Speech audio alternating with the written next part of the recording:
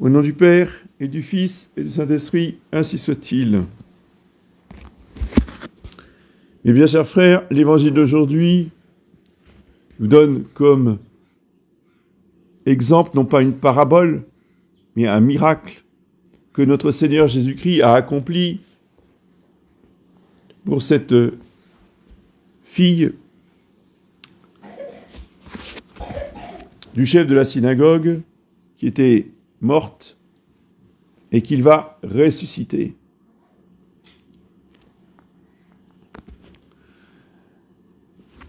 C'est bien l'occasion en ce mois de novembre de méditer sur la mort, sur notre propre mort qui doit donner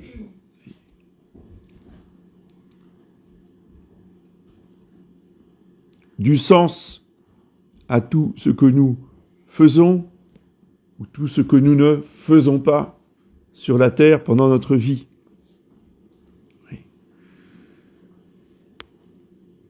La grande vérité de la mort nous place automatiquement dans un questionnement sur ce qu'il y a après. Et en fonction de la réponse que nous apportons sur cet après la mort, dépend toute notre vie.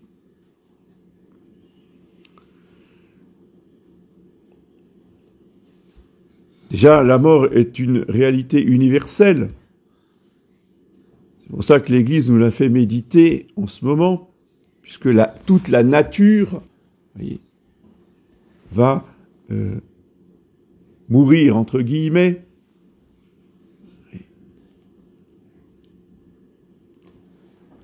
va changer, va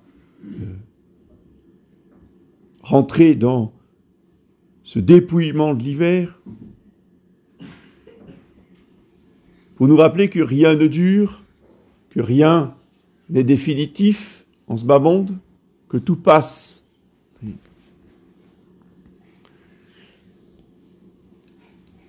Cela, évidemment, nous entraîne pour nous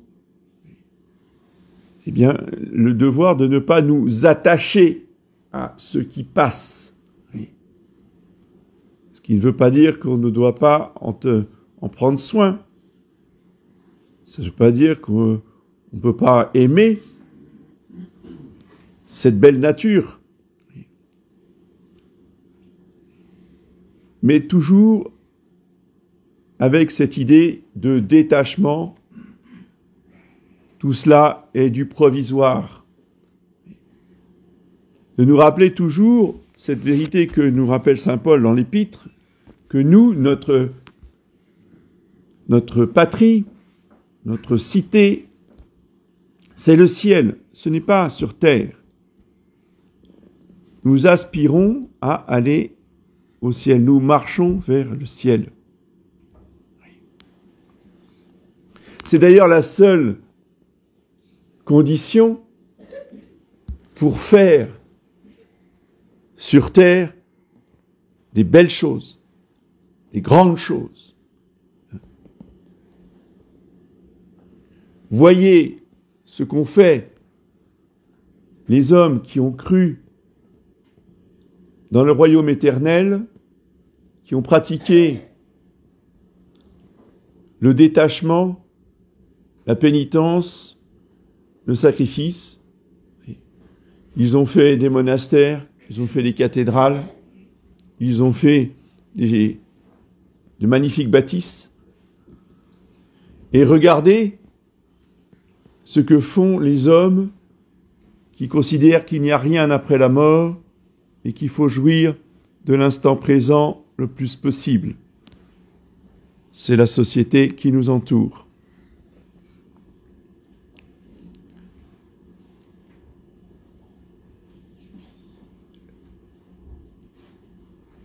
Comme dirait Monseigneur Gaume, la vie n'est pas la vie et la mort n'est pas la mort. Il faut replacer les choses dans leur contexte, ce qui entraînera une deuxième conséquence, la modération. Si nous sommes des êtres spirituels, en plus d'être corporels, si notre âme spirituelle est destinée à la vie éternelle, eh bien, elle va modérer les exigences du corps. Comme dit saint Paul, certains parmi vous se comportent en ennemis de la croix du Christ. Ils ne cherchent qu'à détruire, ils font leur Dieu de leur ventre. Ils mettent leur gloire dans ce qui devrait les couvrir de honte. Justement, le catholique va hiérarchiser les choses importantes, les choses essentielles, et ce qui l'est beaucoup moins. Il va mettre la matière et le corps au service de l'esprit, de l'âme et de l'éternité. Voilà. Et en même temps, va considérer avec la plus grande attention ce passage de ce monde dans l'autre. Et il va préparer ce moment avec soin. La vie chrétienne, bien comprise, bien pratiquée, est justement une préparation lointaine, certes, mais une préparation à ce passage qui consiste à quitter la terre et à rendre compte au jugement particulier de toute notre vie.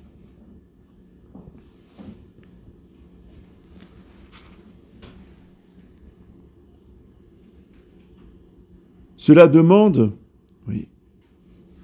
de méditer d'abord les vérités surnaturelles de foi, le jugement particulier, les fins dernières, le purgatoire, l'enfer et le ciel, mais aussi de préparer ces derniers instants, de bien quitter cette terre et de bien faire les choses après sa mort. Donc déjà, se préparer pour aider les autres qui partent avant nous. Oui. Et déjà se préparer et les préparer à partir. On n'attend pas le dernier moment pour appeler le prêtre. Ah oui, monsieur l'abbé, voilà, un tel, une telle est en train de partir, le médecin dit, c'est fini. Qu'est-ce qu'on fait? Qu'est-ce qu'on fait? On va faire déjà préparer les affaires et dire les prières des agonisants. Mais qu'est-ce que c'est que les prières des agonisants? Ah oui, parce que on n'a jamais ouvert son missel. Donc, parler des prières des agonisants, qu'est-ce que c'est que les prières des agonisants? Donc tout cela, ça se prépare à l'avance, mes bien chers frères. Bien avant que nous ayons quelqu'un qui soit proche de partir.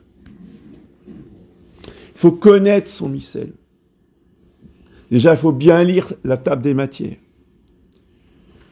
Et à la fin du missel, vous avez tous les sacrements, dont le sacrement d'extrême-onction. Donc il faut lire la cérémonie d'extrême-onction, mais lire aussi les prières qui précèdent la mort, qu'on appelle la prière des agonisants. Et c'est pas simplement de lire la prière des agonisants. Il faut aussi créer une sorte de rempart de défense de la personne qui va arriver à ces derniers instants, à protéger des attaques du démon. Donc déjà mettre de l'eau bénite et asperger la pièce et la personne, encore vivante déjà, d'eau bénite.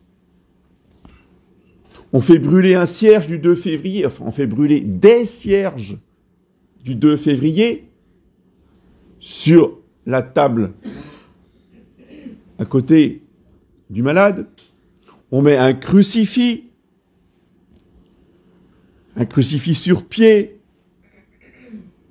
un crucifix noir, avec une tête de mort et 2 tibias au pied de Jésus-Christ. Ça s'appelle le crucifix de la bonne mort. C'est pas n'importe quel crucifix.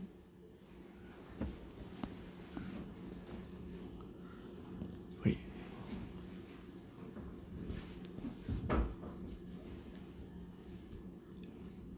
Et ensuite, eh bien, on prépare évidemment l'enterrement. On ne prépare pas la crémation. Juste un rappel que la crémation est strictement interdite dans l'Église catholique de l'ancien code de droit canon, qui est le seul code catholique.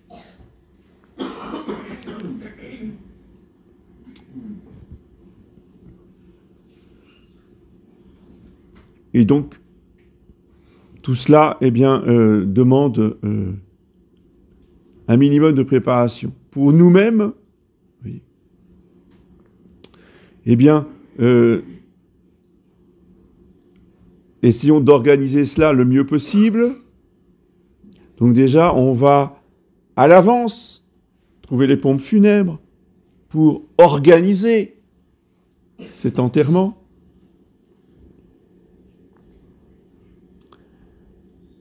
Il ne faut pas laisser cela à la famille. Et penser au témoignage, oui, que nous laisserons après notre mort.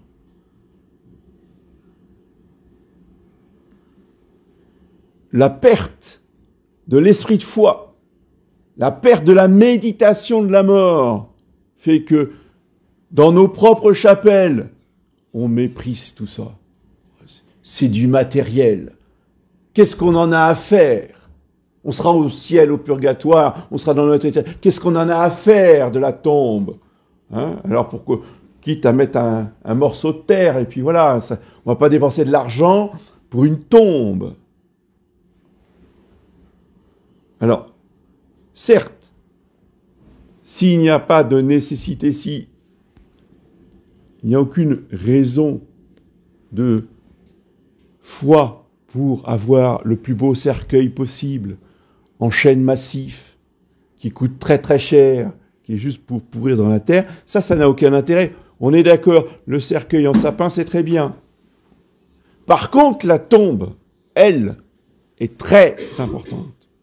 Et qu'il ne faut pas hésiter à investir.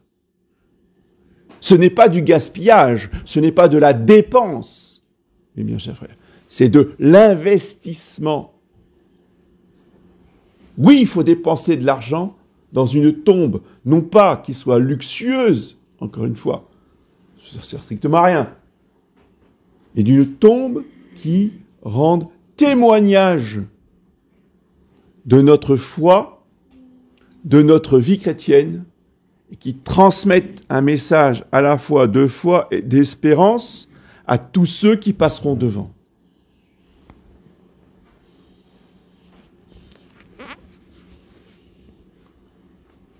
Encore une fois, nous avons été visiter, je pense tous, nos cimetières. Voyez les tombes d'aujourd'hui. Ça ne signifie rien. Vous avez même vu qu'il n'y a pas une croix, il n'y a rien, mais par contre, il y a un dauphin.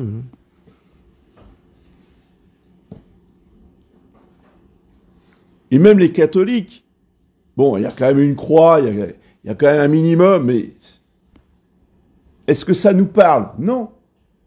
Ça nous dit rien.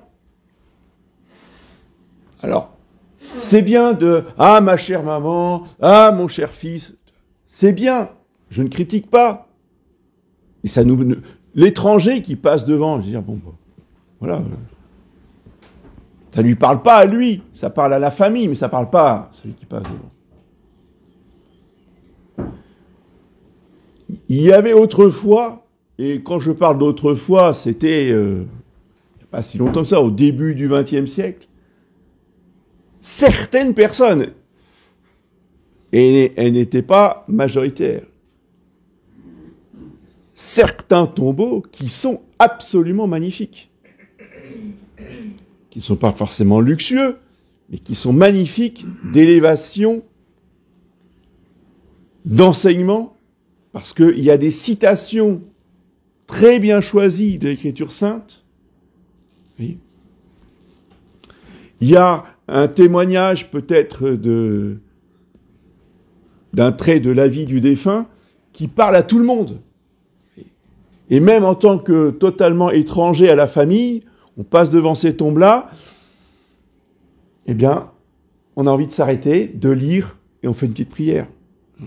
J'en ai même vu une à Nantes. Toi qui passes devant cette tombe, arrête-toi pour prier pour moi. Ah ben oui, ça coûte un peu de faire graver ça sur la tombe. Je suis d'accord. Mais ça interpelle. Même si on ne connaît absolument pas cette personne ou cette famille, on lit ça, on s'arrête, on va dire un « Je vous salue Marie » pour lui. Oui. Et ça se pense à l'avance, mes bien chers frères. C'est pas en laissant à la famille le soin de tout faire que ces choses-là se font. C'est ceux qui ont la volonté de laisser un témoignage derrière eux. De même, l'image mortuaire. Pourquoi laisser aux autres le soin de faire notre image mortuaire? Si nous sommes vraiment dans la méditation des fins dernières, préparons notre propre image mortuaire. Quel message je veux laisser à mes enfants, à mes petits-enfants et à mes amis? Un message surnaturel, un message d'espérance. Oui, ce sont tous ces détails-là qui sont évidemment très importants et que malheureusement, beaucoup de catholiques très pratiquants négligent complètement. En disant « Oh bon ben, les enfants s'en occuperont ». Non, mais bien cher, c'est un devoir. Et évidemment, je termine par le moins important, mais c'est pas pour cela que c'est pas important. C'est le moins important, mais c'est important.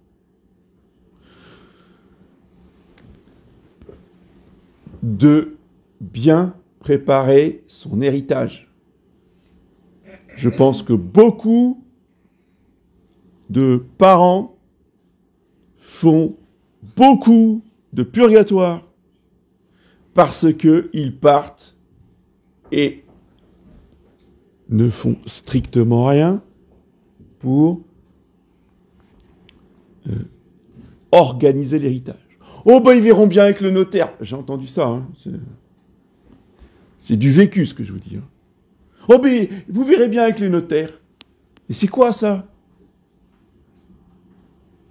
Et après, les défunts sont responsables. C'est pour ça que je dis qu'ils font beaucoup de purgatoire. Ils sont responsables des haines,